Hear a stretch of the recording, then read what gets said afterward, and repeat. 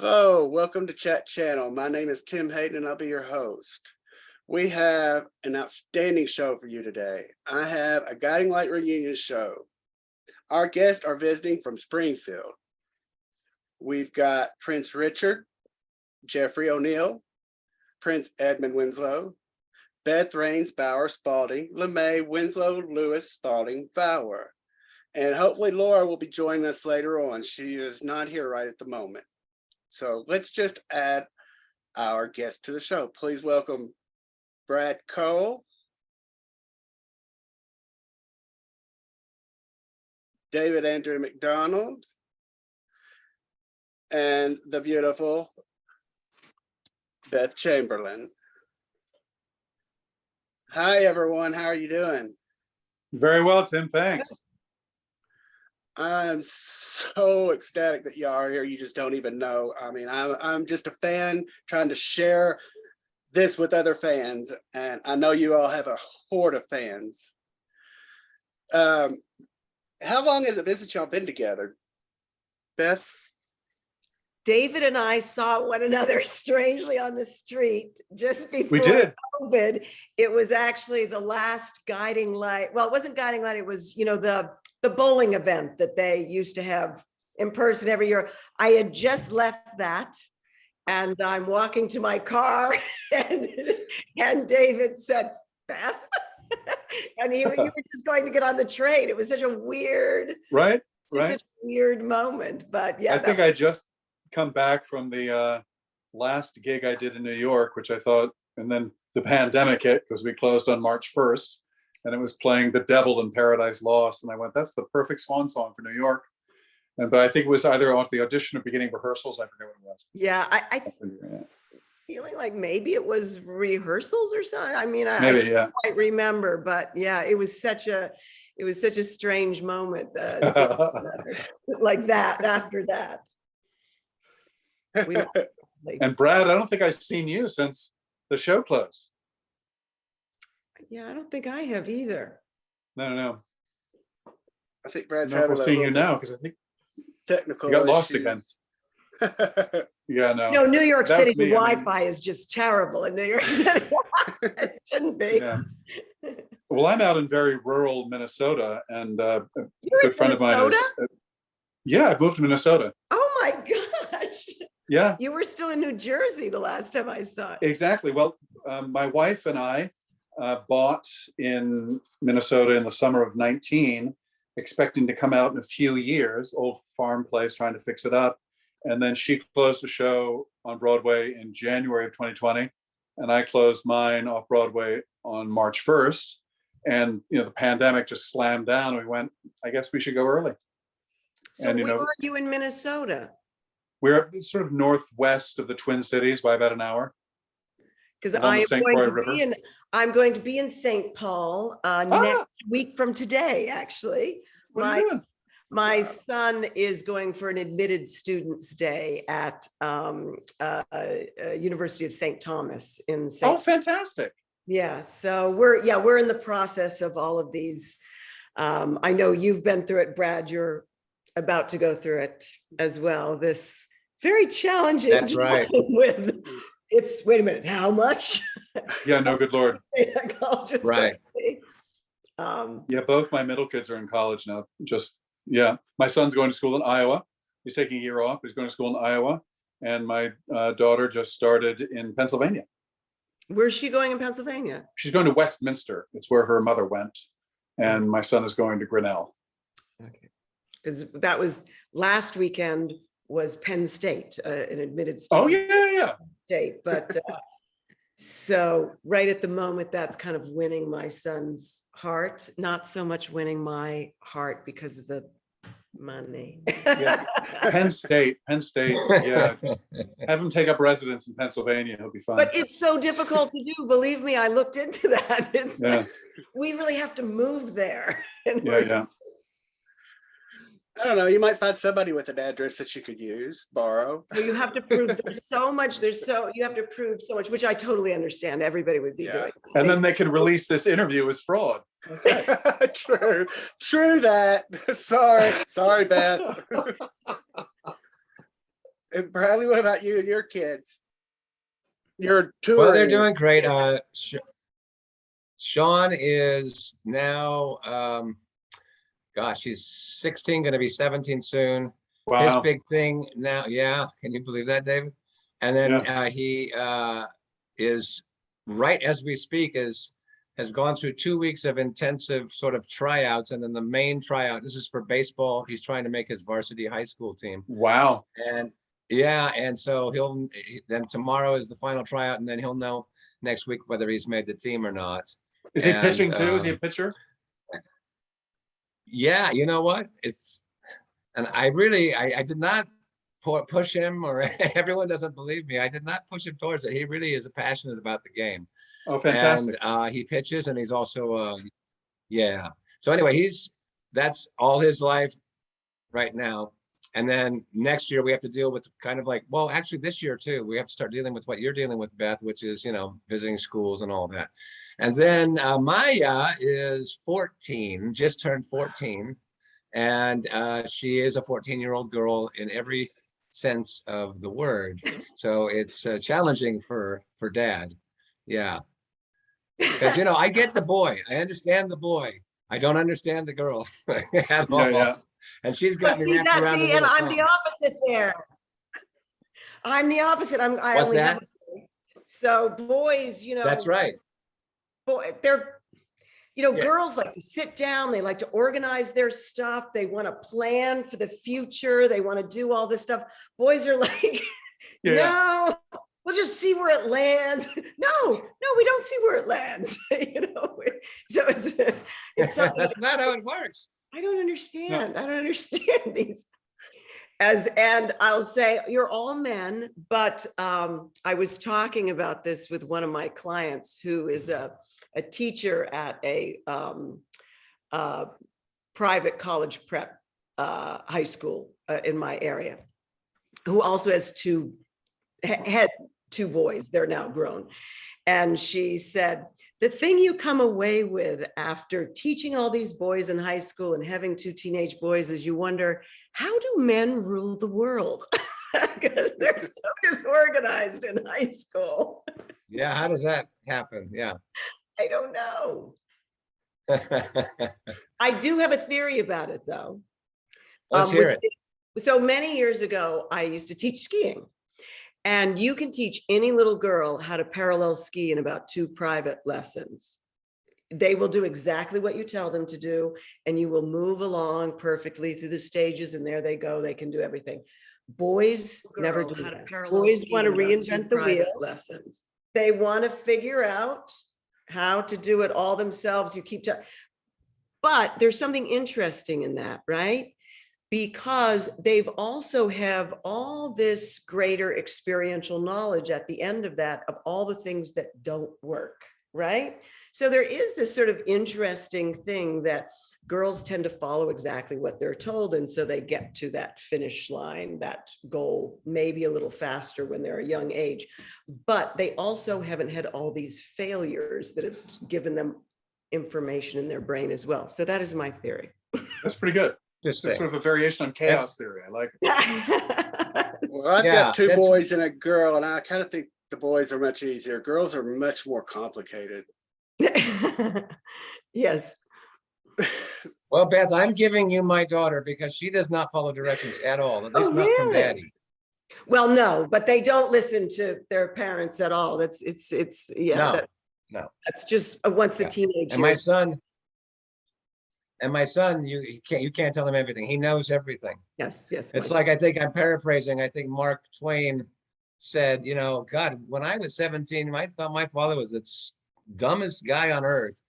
And by the time I was 25, I was amazed at how much he learned. That is exactly true. That is exactly true. Yeah, that's our experience too. It's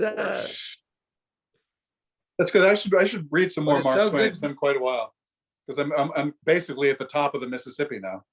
So. Oh yeah. Yep. That's right. Well, I'll tell y'all a little funny story real quick. When I was, I think, 12 years old in Hanson, Missouri, they used to have a competition for the nation. It's called Tom Sawyer Days. And my parents, without my permission, entered me into this. So I had to dress Tom Sawyer head to toe, had to run, paint a picket fence. Yeah, it wasn't good. You're scarred for life. I am. From that, yes. Well, Beth, I guess I'll start with you because you started on the show in 1989. Mm-hmm. Wow. Yeah. And then, gentlemen, you joined not long after in 1999, about 10 years later. What was it like when you all first started working together? Was it 99? Did you guys join in 9? I thought it was earlier than that. In 99, yeah, because I went over, they brought me over to Another World to kill that show off, which I promptly did. It took me almost 8 months, so that wasn't too much of a success. But I was voted the only show on daytime more ridiculous than Reva's cloning, which I thought was pretty great. But yeah, so then I went over there when Wait a minute. What was that storyline? What was that storyline? Well, it was actually the most That was so flattering crazy. thing I've ever heard in my career, which is great. Jimmy Bohr, we used to cast over at Another World. We crossed over during doing Shakespeare in regional theater, and so he knew me. We'd never worked together, but my agent called me and they said, "David, Jimmy wants you to call him. He knows you don't audition for contract roles on soaps, but give him a call." I called him up. He said, "David, I've got to cast a 221-year-old facially deformed time-traveling scientific genius, and I can't think of anyone on either coast that can pull this off except you. You've got to come in and audition for this thing." Perfect. And I went, "That is the most flattering thing Perfect. I've ever heard." And so, yeah, I'll come in. I did it. I did. Like 3 hours of like big prosthetic lump on my face. It was great. Good fun. Really? And I traveled Oh my through time to gosh. find my lost love. Yeah, Oh, wow. it was great. Wow, you gotta love it. Yeah, it was fantastic. It was great. You know, I have an interesting story about it. It doesn't involve any of us, about Another World, but it is an interesting story. It was Roger. Do you remember Roger Newman? He used to write on Another World. He was a guiding light for a period of time. So we met one day in the staircase at 44th Street. And he tells me a really interesting story about Morgan Freeman, because Morgan Freeman was on Another World. And he was telling me how he wrote this, Roger, for anybody that's listening in soaps, at least, I don't know if they're still doing it this way. How it used to be was they're the head writers that conceive story, and breakdown writers that break it down into scenes, and then the dialogue writers that put it into dialogue. So Roger was a dialogue writer. And scripts keep coming in. They have so much they have to write all the time. So he's written this script that he said was absolutely terrible. He goes, but I had to turn it in because there's another script coming. So you just got to turn it in. And so he turns it in, and the day comes, and a lot of the scenes had Morgan Freeman in them. And he's dreading seeing it. He sees it, and Morgan Freeman is great. And it looks like his scenes are good when he knows they're not. He goes to the next writers' meeting, he's sitting around the table, and they say, "Yeah, Morgan Freeman, we're getting rid of him. He's not cutting it." Yeah, well, that does happen. Yeah. So talk about getting it wrong, right? Yeah. Well, how long Sure. did Joan Collins survive on our show? She was just like, and who was over? Someone was over Another World too. God, I'm spacing her name. Can't believe, big famous person married to George Papard, I think. I forget. But she was over there too. And she went on Guiding Light, I think, for a while, over to Another World for a while back in like the 70s, 80s, I think. And she was like a 3-year contract, and she left after 4 months just because it's just, it's just so much, all those lines every day. Yeah. It just becomes a lot. Well, and this is what I want to say too about, there are some crazy stories sometimes on soaps, but let's look at the amount that they have to come up with, the story, and on for years, and what I like to compare it to is Downton Abbey, right? Downton Abbey, you see the first season and you go, "Oh my God, this is incredible." The second season, It's having a little trouble. Oh, I wasn't sure if it was me or, yeah. No, it's her. And then the Yeah. second's not as good, but terrible. And you're thinking, writers do this many in 1 month. Give me a break. Oh, did I go out? Yeah, Yeah. you did for a minute. We heard about half of it. You were talking Okay. about Downton Abbey in the first episode. No, I was saying that it was so great the first season. And then by the time you get to the last season, it's absolutely terrible. And you're looking at that number of episodes. Soap writers do that in a month. So you're going, Yeah. you're awfully hard on soap writers when all of this material they have to come up with, and they have to, and like Roger Newman was saying, another script is coming in, another day is coming. These writers have to get out more material. That was over on Another World too. Tommy Eplin came up to me, and I'd only been on the show for about, a few months at that point. And he came up and he was really sweet to me. And he talked about, the strangeness of the nature of the beast of doing soaps. And he said, look, I look at it this way. You come in one day, you stink. You come in another day, you're good. You come in a third day, some of it's good, some of it's bad. That's a 500 batting average. That's going to put you in the Hall of Fame. So just let it go. Relax, have fun. I was like, that's pretty good advice. That is good advice. Really very good advice. Yeah, we're talking It about was crazy. It storylines. was I good was advice. going to bring this up later on about if y'all ever thought that writers went too far, because I know Bradley and David both know the one that I think they went too far with that I couldn't get on board with was the story about Dolly, Reva's clone. And I know these Right. writers are going to catch me, and I did look it up today, and I don't mean any disrespect to James Harmon Brown or Barbara Estenstein, but that one just kind of, do y'all have any that y'all just thought was, oh man, or that you loved? Well, first let me say this. Go ahead. First, let me say that don't forget Jim Brown and Barbara wrote the San Cristobal storyline. So without them, you wouldn't be talking to us right now, maybe. I know Yeah. 100%. That's why I feel bad about it, but that's just, I know soap operas are out there sometimes.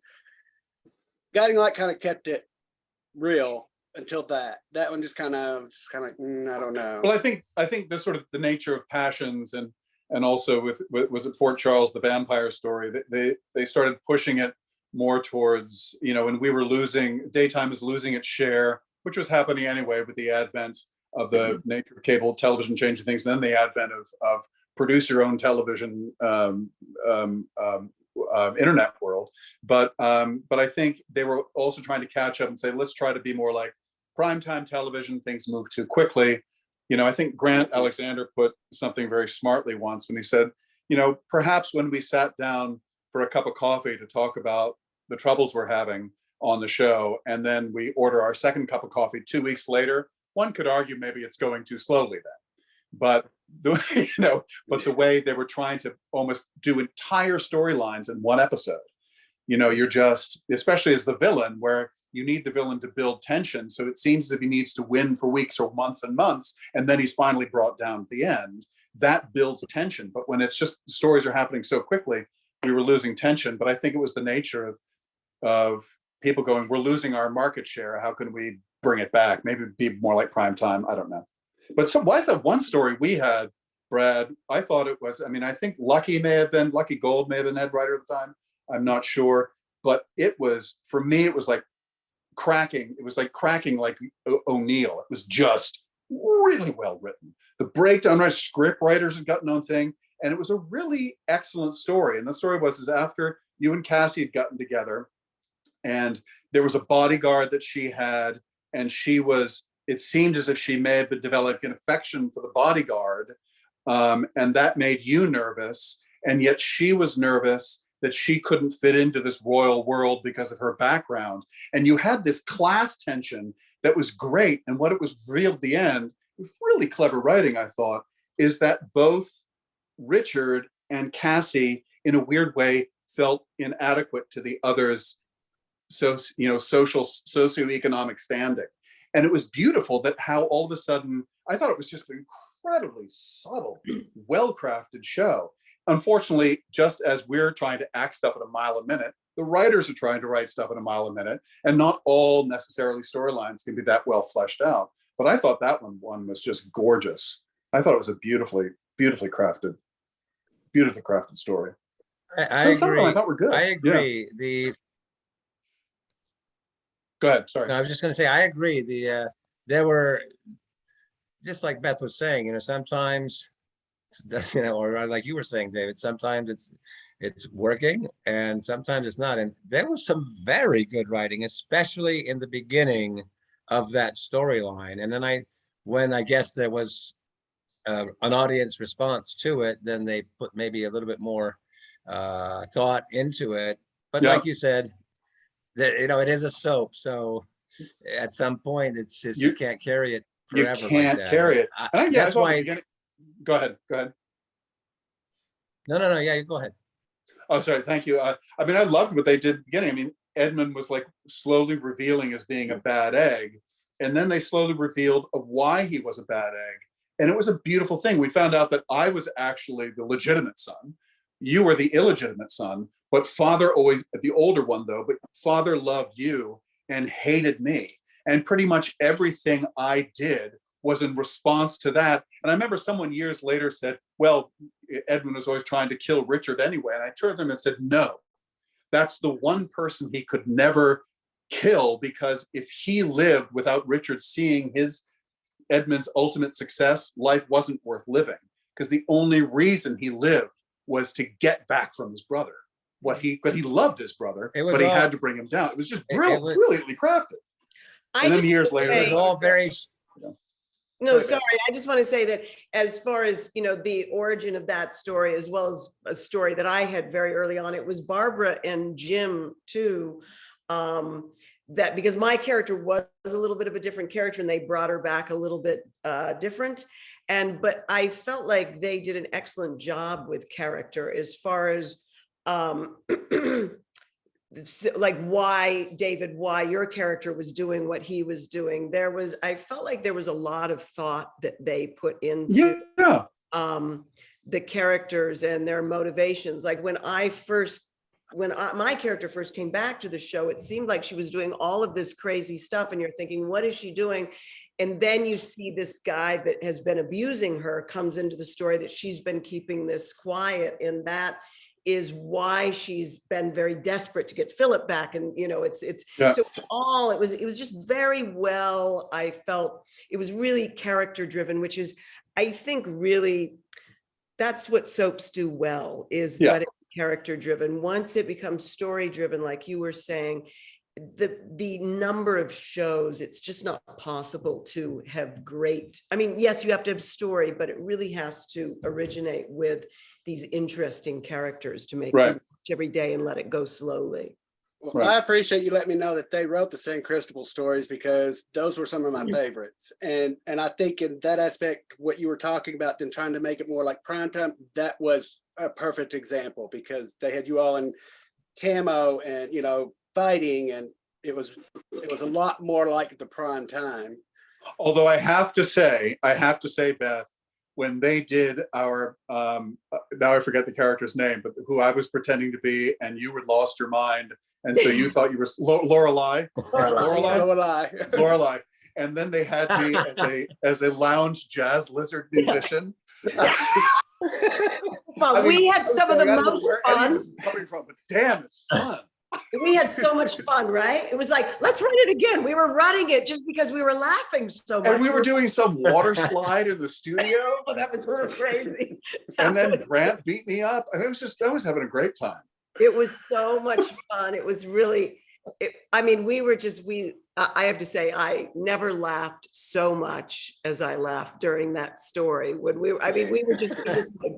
We had such a good time together, because, so much too of when you're on soaps, at least, with my character a lot, so much is painful, your character is all this angst. So that story was such a departure from that, and was just it was great. It was just fun. We were going to work every day going, okay, let's laugh. And they brought in the wonderful pianist from Nashville. It was great. This is so much fun. You know what, you guys, I actually was texting with Laura Wright not too long ago, and really we thought how lucky we all were, because I really think that was kind of the last time they spent that kind of money on a storyline. I mean, maybe they did a little bit. I mean, they spent a fortune and those sets, and it was just amazing. I really feel that we were really lucky I to agree. have been there for that at that time. Well, I always say too, Yeah. I know different people had different feelings about Paul Rausch, but if you looked at the production values of those shows when he was executive producer, it looked like a primetime show, and he was doing it every day. I mean, it was beautiful how he was able to do, and he wouldn't accept less. And that's why some people didn't care for him, what have you, but Yep. he was a perfectionist, and you looked at it and there was such, even though it was video, what he was demanding with the lighting and everything else had such depth to it that it really looked amazing. And I don't, Grant told me this, this was Paul, I can't remember, it was probably about a year before he passed, which an interesting side story there is, my father passed on December 10th, 1999. Paul had to come and find me and got me and brought me into his office for me to be told. My husband was there. Paul died 13 years to the day. He died on December 10th as well, 13 years to the day from when he brought me into his office to tell me that my father had died. So such just this weird bookend kind of thing. But he apparently had some deal in the works to bring Guiding Light back. I don't know in what form. Grant would know better. Really? Wow. Yeah, but there was basically, it was a budgetary thing, that it was like what was needed.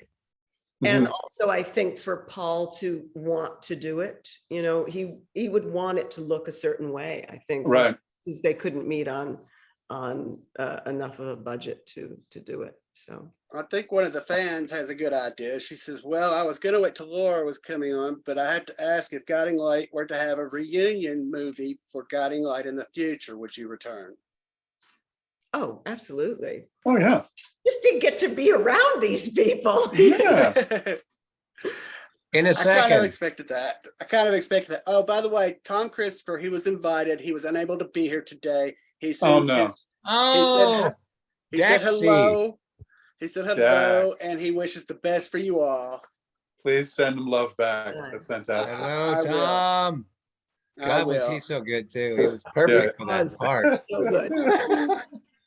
He was there for that huge sword fight. And David, your relationship with Dax, I mean, that could have been a stand-up, routine in New York. It was hysterical.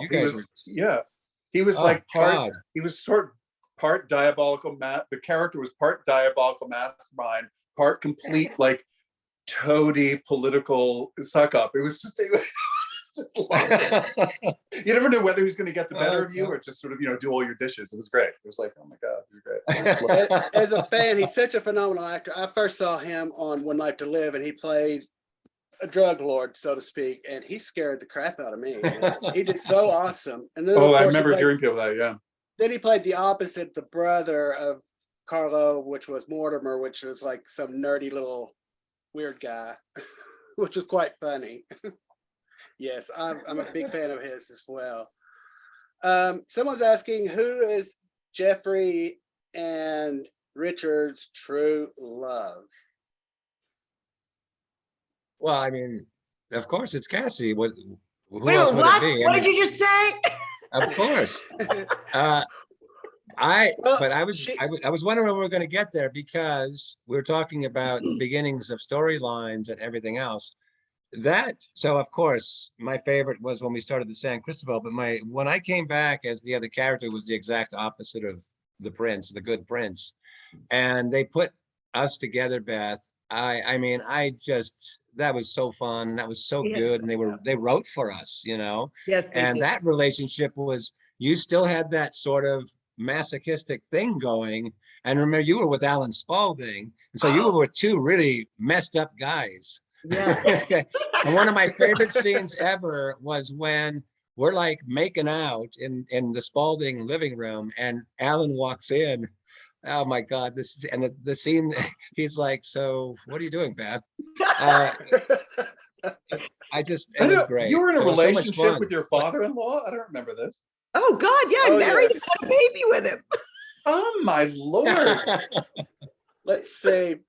Beth has been involved with Rick Bauer, Yeah. Philip Spaulding, Lou Jack, Jackson Fremont, Neil Everest, Carl Stevens, Ben Warren, Bill Lewis, but you were a different person then, or you thought you were somebody different. Jeffrey O'Neill, Alan Yeah. Spaulding, Rick Bauer, and then Coop. Oh, yeah, Coop. Yes, and Coop too. Yeah. Wow, that's quite a list. That's go ahead, Jerry. And where do I appear on this list, Beth? You're near the end because you were, a great love. Actually, you made the list of being married. No, Edmund's the one that made the list of being married. Did you? We were married, yeah? We were married. Yes. Yes. In fact, I was trying to find how I could send you this picture of somebody sent me a picture from our wedding day when I have my little crown on. You're Nice. all in your royal Military thing, yeah. Yes. And that was again, I mean, imagine the amount of money that was spent on that. Oh, my Lord, yeah. Your royal wedding was incredible. I mean, both of you experienced royal weddings, or all three of you have, and it was just phenomenal. The costumes alone, I can't even imagine. It was. I can't imagine. So that was, I was talking about the money they spent back then. This not being done now, that's for sure. So we were, that was really good. Are there any soaps left? Are there any of them left? Yeah. On TV? General Hospital, Four. Days of Our Lives. Days of Our Lives is on internet now. Okay. Oh, it is. Bold and Beautiful, Young and the Restless.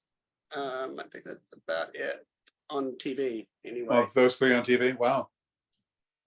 I mean, I think it's hard under any circumstances now because there's so many pieces of the pie, right? There are,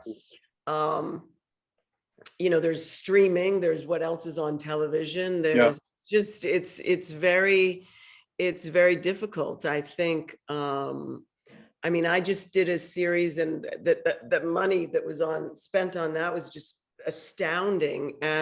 But I think, I mean, I don't know. I think part of that was because it was a partnership between Telemundo and Netflix. Right. So I think why they had all this money to spend. And it's also, I don't know if this was true when we were there, but so much of it is, we think about it being the American audience, but so much of what brings in money is that foreign audience. So those foreign sales around, or make a huge difference whether a show can survive or not, how much money it's bringing in foreign sales. Oh, yeah. No, I mean, all those wonderful checks we used to get from Italy.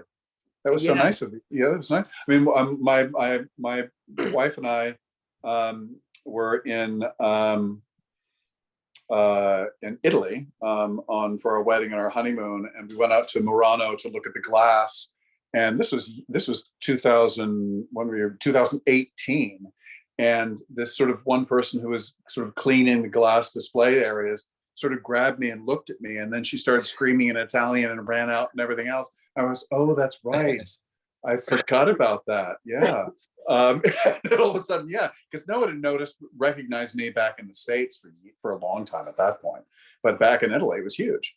Yeah. Italy, Guiding Light, it was huge in Italy. It was probably one of its biggest countries, because I remember when Grant and Michael went over there for a tour, for a fan thing, and they just talked about how incredible it was. I think they were nominated for Telegatos, right? Yes, they were. Speaking of fans, have y'all ever had any strange fan experiences? People, out in public coming up to you? Never. No, I don't think so. I mean, I used to get a lot of prison mail. It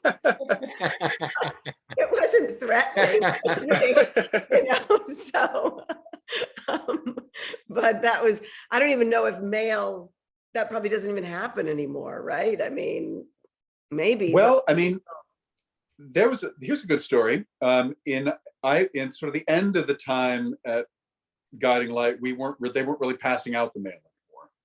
I remember the last time. Right, because of the anthrax thing, right? They stopped passing out the mail. They were steaming it, and then they did not. Yeah, well, I think I'm not exactly sure when it was, but maybe it was also, I think that CBS was saying goodbye to the show. Procter and Gamble was saying goodbye in the process in the last several years. So in 2010, I got a hit on Facebook. And it was this young woman who said, "Hi, I'm your daughter. We've never met. I tried to contact you through Guiding Light." Tim knows this story. Through Guiding, we told the story, but I tried to contact you Guiding Light, but I kept on getting the message back. And I was doing Mamma Mia at the time, which is about a girl looking for her daughter. Or sorry, a girl looking for her father. And so I wrote back and I said, "I know this whole story. This is so fantastic." So about 12 years ago, I met my child I'd never met before, and she's now almost 40, and I have a granddaughter. Oh my Through gosh. her, I have a granddaughter, yeah. So this was fantastic, and that was a piece of fan mail I never got, because she was trying to contact me at the show, but they were returning the fan mail. And the first couple times it happened, she got the fan mail back, and she thought, "Oh, he's rejecting it," I think was what her take was. But then she contacted me, and so which has just been, and she came out to New York in summer of 2010, as well as doing Mamma Mia, and then yeah, it was just fantastic. So that's probably without a doubt, my best fan mail story. That's really interesting. So now we have a close relationship, and she'll be coming up here in the summer, and it'll be great.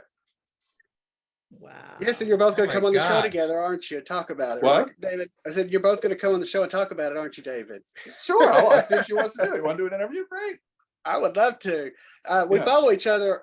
She and I follow each other on social media. Oh, you do? Yes. With Rachel? Oh, I didn't know that. Great, that's fantastic. Your wife just started following me today, so we started following each other. Right, because she asked about it. I said, "Oh, he was a great guy. He's great." But Lied, in other words. right. I mean, there are still I've got a whole list. I had another site for a long time. I just don't do social media much anymore. So I don't. I mean, I really should sort of try to just welcome everyone, including all the bots. Doesn't matter. But yeah, no, it's. I didn't know you were with Rachel. I know Manette had gotten in touch with you. Yeah. Oh, just to fill Bradley and Beth in. I've been married a couple of times since I was last married. Since I saw you guys. I think you told me that on A the couple of I times. may have, yeah. First marriage didn't work out. A couple of times. Then I met the sweetest human being on the face of the planet when I was doing Coram Boy in New York.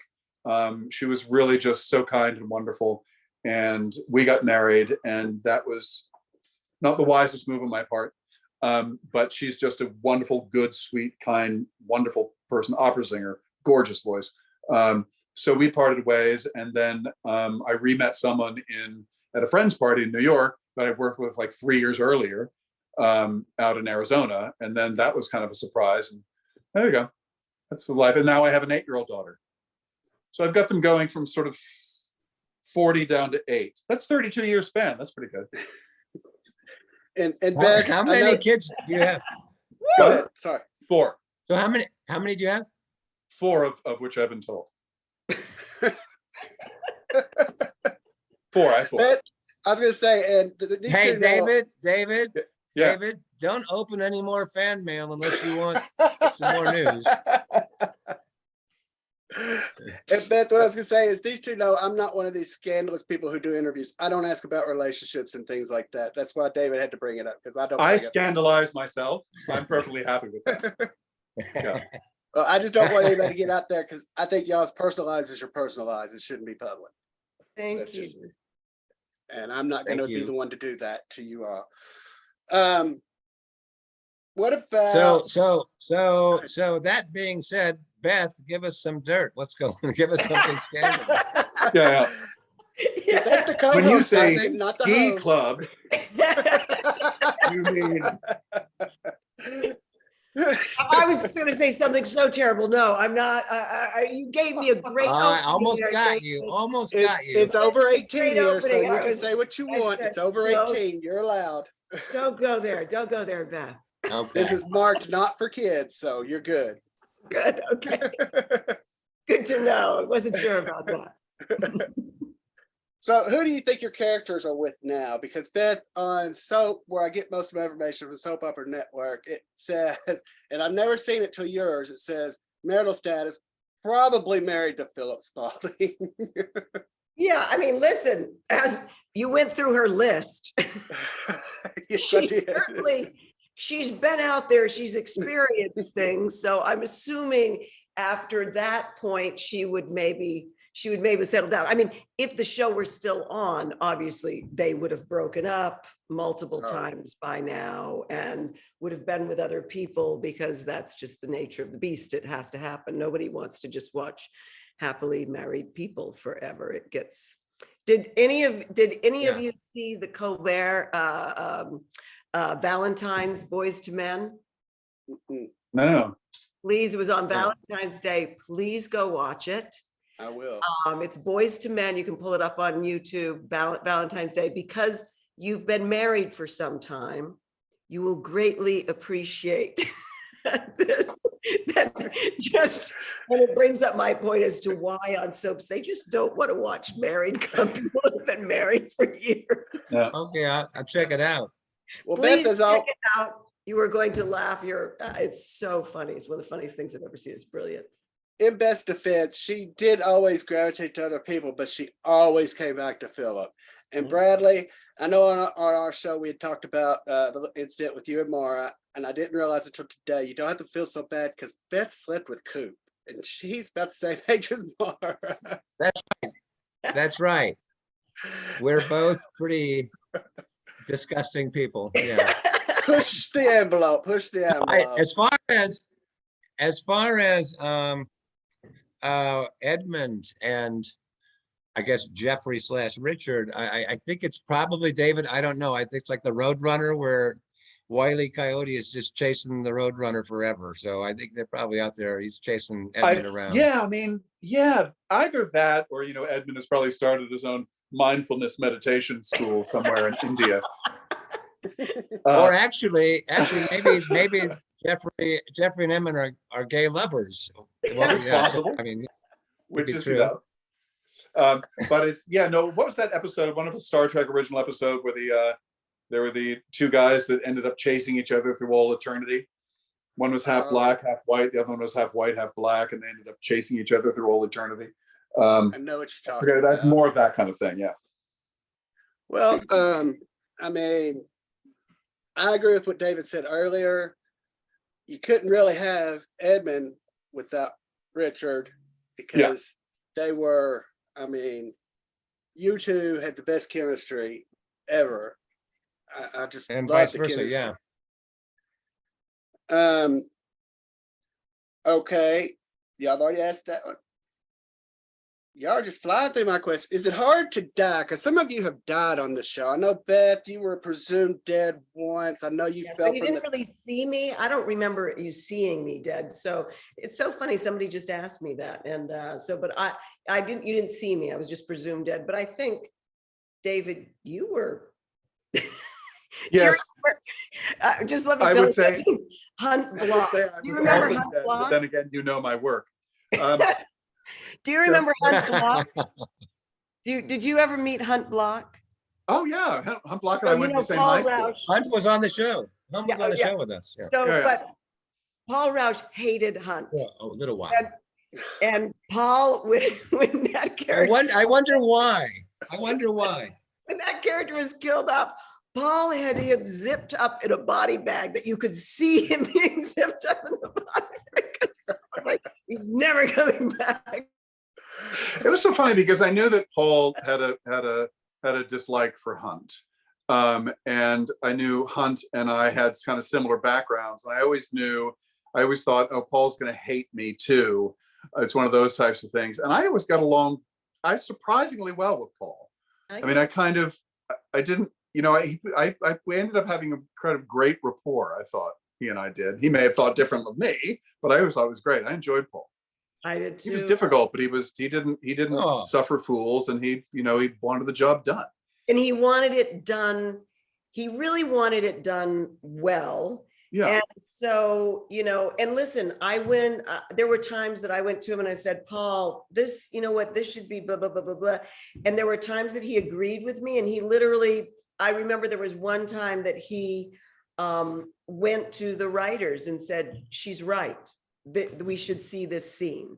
And then there were other times I went in and said, Pablo, and he said, you're wrong. And you're wrong. It was done. There was no more conversation. Right. But he just wanted things done really, really well. And it was his vision. He was, right. It was all his vision, but it was a great vision, It's a pretty good vision, yeah. Brad, I think you're the one that really died on the show as Richard. I just watched that right before, where Reva turned off the machine for you. And you gave your heart to I didn't Rick. get the question. I said, you're the only what's the one question? that wasn't really a question, but more of what it was like for you to experience having to actually die on the show. Because the other two were presumed dead several times, but they were never dead. Yeah, it just, those things take forever is the way I was like in that hospital bed.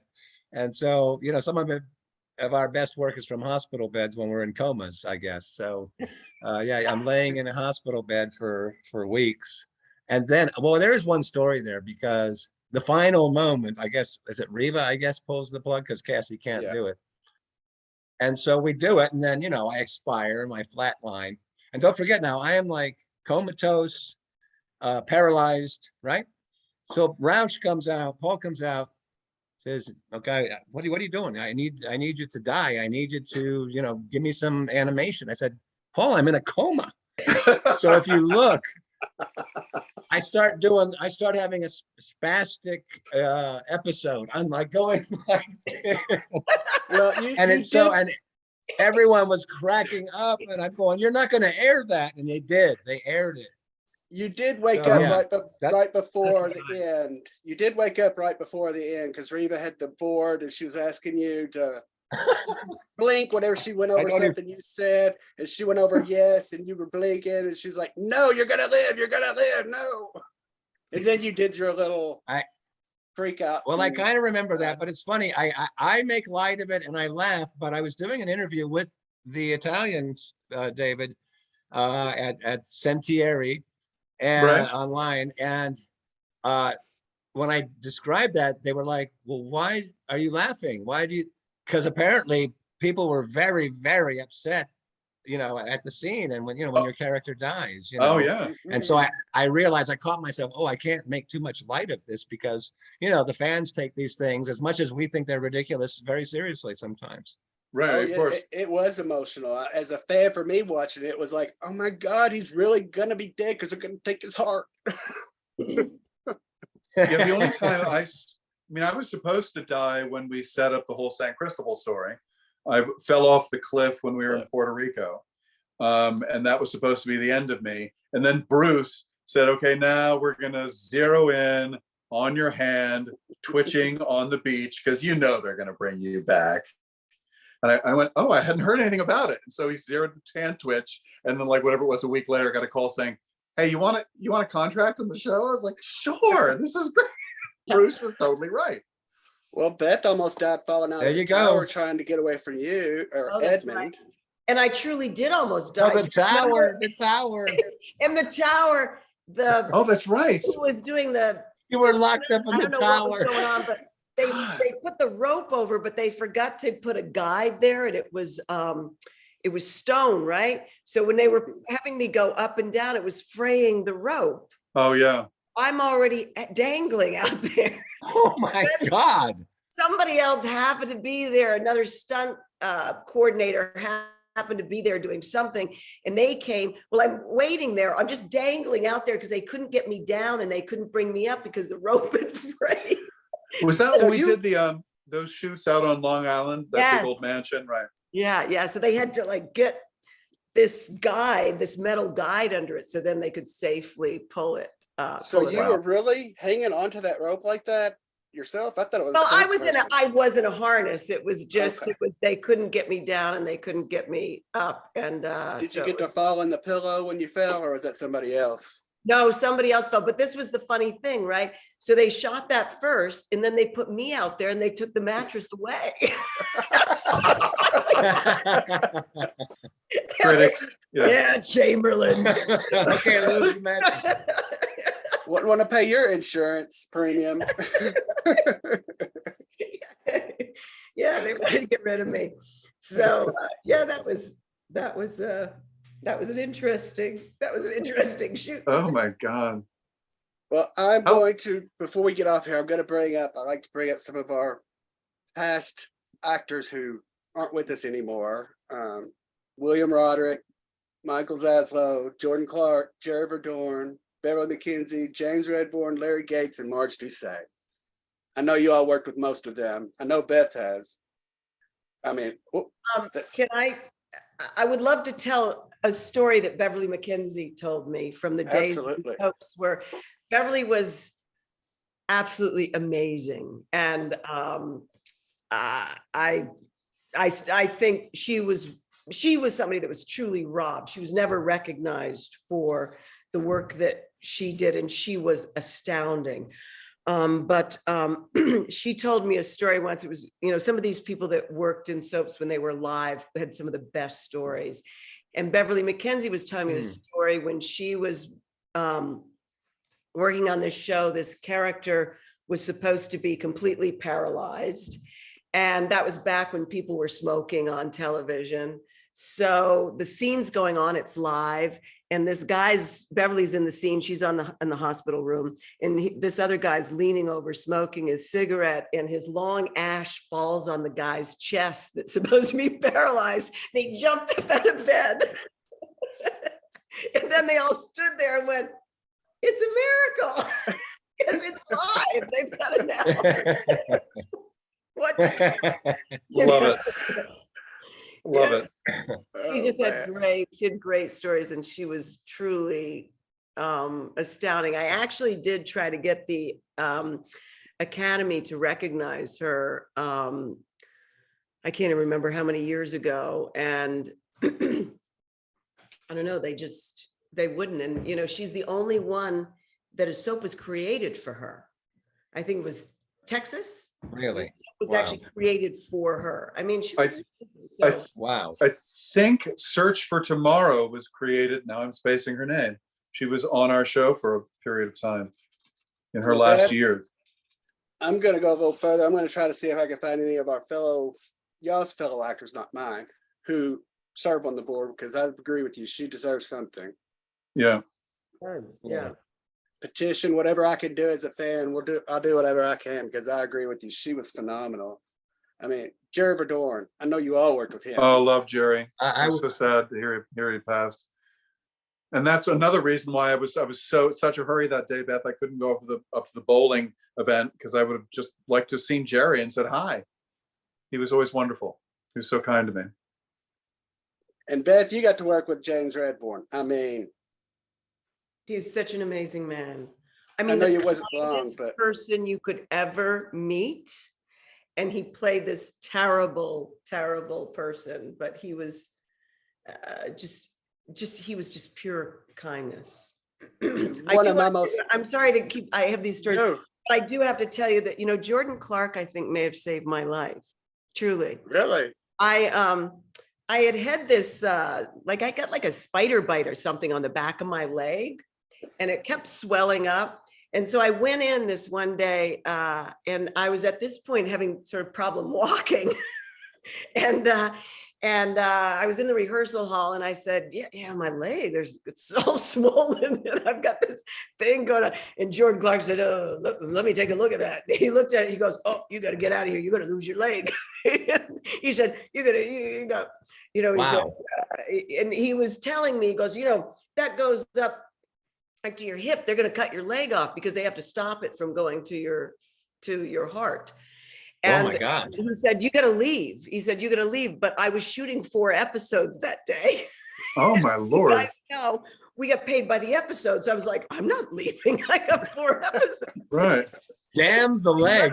I need that cash. Well, it started from, so, and this is what happened, truly. Because at the time it was really swollen, but it wasn't I didn't have, you know, that red streak, which is symbolic of blood poisoning, right? Right. They literally, Adam was directing that day. They didn't finish the morning because I was like, no, I'm not leaving. And they didn't finish the morning. So I was supposed to stay through lunch. And they came in because Jordan had talked to them. And so had Eileen, and said, no, I think we got to get her out of here. I think this is bad. So they came into my dressing room and said, My you're God. cutting you out of the scenes that you were supposed to shoot after lunch. You No. need to leave.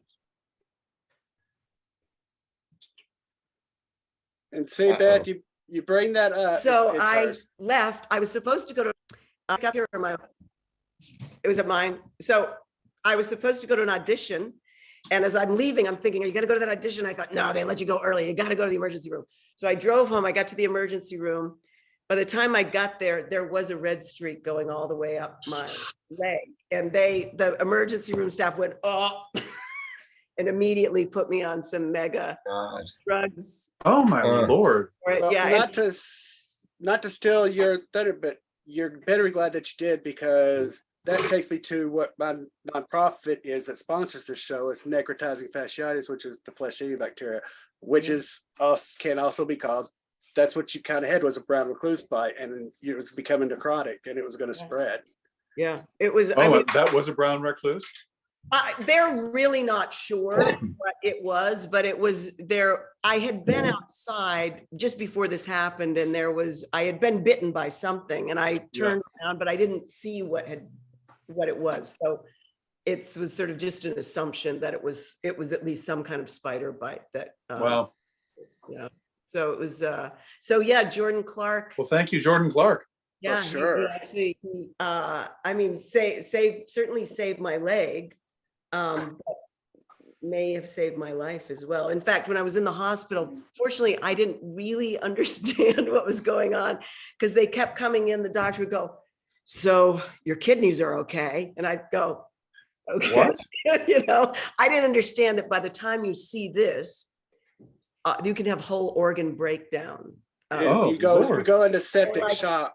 You go into septic shock, which affects your organs. Yeah, so I didn't know that, thankfully. So they kept coming in and telling me this organ was okay and that organ. I was like, okay. And who would have thought all the medical jargon that I know would have came in on this show? So, but that's anyway, a medical show. I just had to say that Jordan Clark. Yeah, I just sorry, I'm talking too much, but Oh no, you're not. Well, Jordan, I mean, never met him personally, but in my mind, I just envisioned him being larger than life, just in real life. yes. It just, and of course, one of my favorites, I'm not sure if you gentlemen worked with him, but was William Rourke. Loved Henry. Henry was great. He was such a good man. Kind, so kind. So, well, I guess for a final question, because I've had you off for an hour, I don't want to keep you. I know Bradley's shooting and David's at a friend's house. What do y'all have going on now that you can let us, anything that I know Bradley's got? And speaking of which, Bradley, yes, I got another French comment, so I had to translate it for you. It's congratulations, Brad, on the concert in Nashville with Elsa Esnault. Oh, thank you very much. Well, here's what's going on with me. I'm in New York City. I have a recurring role on a French soap, and I play Elsa Esnault, by the way, is a French singer. She has 5 gold records, and she's very popular in France, and she's making her American debut. We rehearsed, the band, and we performed in Nashville the day before yesterday. Now, and we're shooting scenes in Nashville, and now we came here. We're shooting scenes all around New York City. We were over the Brooklyn Bridge earlier. Now we're going out to Central Park. So it's all this guerrilla filmmaking we're doing, hoping not to get stopped by the police. Saturday night at 8 p.m., I hit the stage again as the opening act for Elsa. And yeah, so we're going to have the concert, the final leg of her American tour. And that's what I've been doing lately, entertainment-wise. Where are you doing the concert tonight? Tonight, you said? It's unfortunately too far from you, David, at the Soho Playhouse. Oh, yeah. It's a nice space, though. Down in Soho. Yeah, It's a beautiful space. And yeah, so it's going to be a lot of fun tomorrow night. And just having It's like they put jumper cables to an old truck that they found out in the backyard, and they got me going, and it's still running. I'm not sure Yeah. it's very pretty, but it's still running. Oh, that's fantastic. Yeah. Beth, I do have How a about you question for guys? you from a submission. They're asking what it was like for you working with the young Hayden Panettiere She was amazing. I and mean, Brittany Snow. Sorry. she was truly amazing. I mean, part of it came from the fact her mother had been an actress, so her mother was able to give her choices, real actors choices. So she wasn't just a child actor kind of, doing what they do. Her mother was giving her, it's okay, Hayden, it's as if, blah, blah, blah. And so, and I always tell stories with Hayden that her mind was fantastic too. I remember being in the Spaulding living room. We had this huge scene. There was a bunch of us. It was the whole unveiling of who killed Carl, which turned out it was Lizzie. And so it was this whole unveiling, and there were all these different people. So lots of blocking, lots of moves in the scene. And as they used to do, they came out after dress rehearsal and said, okay, we got to cut time. So we're cutting this, so we're going directly to this from this. And it was emotional, it was all this stuff. And Hayden's kind of looking around, and I'm thinking to myself, oh boy, this is going to be a mess, this scene, She hit her blocking. She jumped from right to where she had it all in her head. And she was like 9 or 10 at the time. It was, Yeah. I mean, it was really astounding. It was astounding what she could do. Yeah, she and Brittany were both kind of creepy good. Yeah. Well, David, I guess you're just doing your wife the thing with her doing theater, because I noticed that she's been doing a lot of theater here lately. And Yeah, well, we both. I mean, I did the first thing I did after COVID was I did a Hamlet down in Arizona, and then I did a production of True West, speaking about being too long in the tooth for a role. But anyway, did that here in Minnesota. Did a sort of a Christmas Carol-y thing, sort of a reading of that over Christmas. But right now I joined, and I've always wanted to do this. I tried in right around the time of Guiding Light, my first marriage. I was kind of mocked for it. I wanted to do it, but so I didn't. But I've always wanted to join a volunteer fire department. So about a year ago, I joined our local fire department here and became sort of did the EMS side of things. And just recently, I started doing the fire training. So theoretically, 5 months from now, if I'm able to go through a burning building, being on the very dim and mysterious side of 50 as I am, Wow. I will become a volunteer firefighter, which would be Oh, great. man. Awesome. So I mean, still doing the Awesome. theater thing. My wife and I have a farm here. We've got an old barn that's collapsing. We're going to convert that into a workshop space and a number of different things. But mostly I'm concentrating on farm life at the moment. Well, if you're going to tear that barn down, you can sell that wood pretty expensive. A lot of people want that. It's in high, Yeah, I know. high demand. Unfortunately, it's largely torn down already. It's collapsed under many, many years. But it's so we're doing that. I just know because I live on a farm. People stop by all the time. Are you selling any barn wood? Exactly. No. Yeah. Well, I want to thank you three for being here. Beth, like I said, I hope to do a profile show on you. Bradley, Thank you. you're always Can I going to just be say- here. Can I Yes. just say one thing? It's just so wonderful to see Beth and David and your faces, to hear your voices. And it's just been a delight for me. Also, Tim, if anyone is in New York or one of your public wants to see the show, just tell them to give you the name. I'll put them at the door and they'll be my guest. Okay, guys, it's been fantastic. It's been I hope really we can do wonderful, it again. Bradley, Big Beth, fun. Tim. Great seeing you both Nice all. to see these faces. David, I want you and your daughter. You got to talk to her. What'd you Ever say? since you told me that about you and your daughter, that's been in my head to do a show, but I wasn't sure if you would want to do it. So yeah. Oh, talk to her. she's hysterical. I mean, just a really quick thing.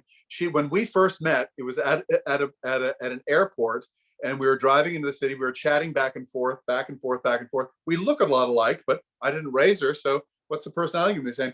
She finally turned to me in my sense of humor. She said, "Well, it's very nice to meet me."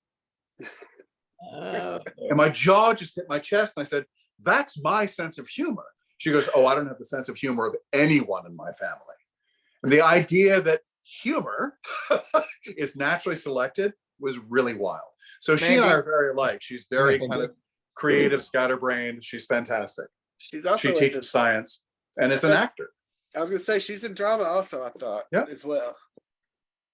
Pretty cool. Well, thank you all for being here.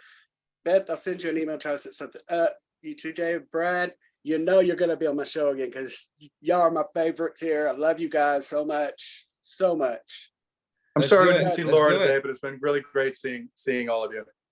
Yeah, I apologize to everyone. I'm not sure what happened with Laura. I hadn't heard from her or her person yet, so maybe in the future we'll get her on here. Good. Be nice. All right, thank you. Bye, all. David. Bye, Beth. Everybody. Bye, Brad. Bye, Beth. Thanks, Tim. Bye. I would like to thank all of our guests for being here today. David, Brad, and Beth. It's been such a phenomenal show. I want to thank the Necrotizing Fasciitis Foundation for sponsoring our show. For more information on necrotizing fasciitis, please visit www.necfash.org. Also, please help us out by subscribing to our YouTube channel and hitting the like button if you enjoyed this episode. Remember to be kind to one another. Until next time, have a great day.